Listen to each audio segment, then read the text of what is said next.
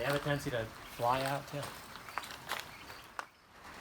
So we started at New Roots, which that was a really good way to start, to get to see. That was our first farm experience in New England. I had been farming for a long time, but never in this climate, so I learned a lot in those first 2 years, and that's when Jimmy decided he wanted to start raising animals, so he got to do it under the name of New Roots, and use all of her clientele, and she had raised meat in the past, so she had good tips for him, and that's how he really learned what it took and what he needed to do to make that work. And I worked full-time for her as a vegetable farmer. So I guess the possibility of owning land rather than leasing land opens up some things that you can really only do on land that you own, like putting in the time to like plant an orchard or putting in grapevines.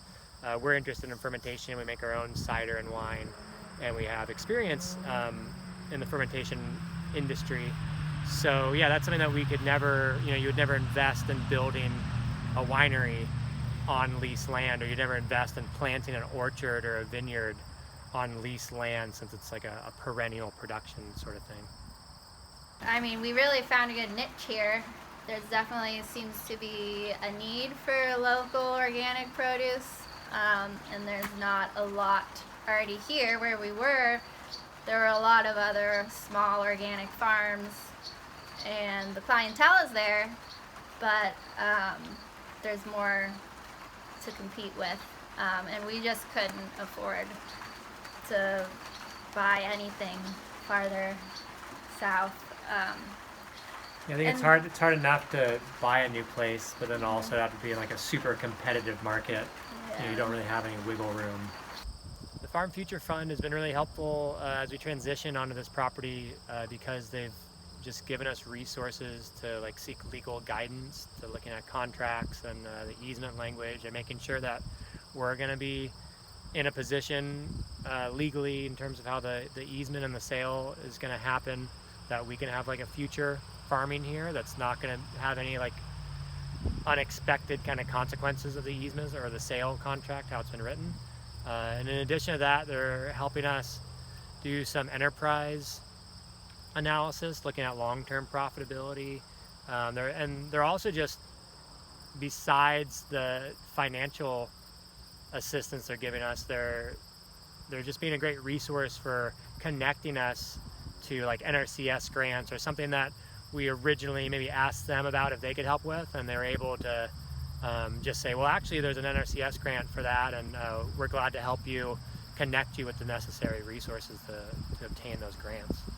And living where we were growing was a really high priority for us.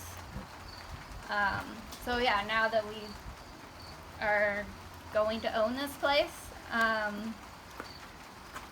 we've planted a bunch of perennials already, like apples and berries and tons of flowers that I never would have been able to grow.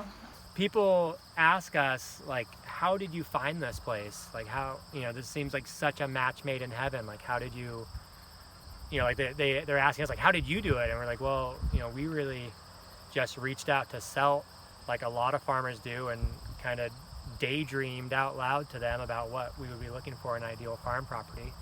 And they let us know when there was something that kind of fit those parameters. So, I mean, working with Selt has been amazing. There's no way that we could be purchasing property, conserved or not, really, without Selt, because they have provided like the scaffolding to the deal. Whereas if this was just on the open market, even if it was conserved land, it all would just be happening so fast, and there might be a non-farmer buyer interested in purchasing the property. But with Selt kind of being the matchmaker and the deal maker, it's just has kind of allowed it to happen at farmer speed, rather than having to compete on the open market for a property.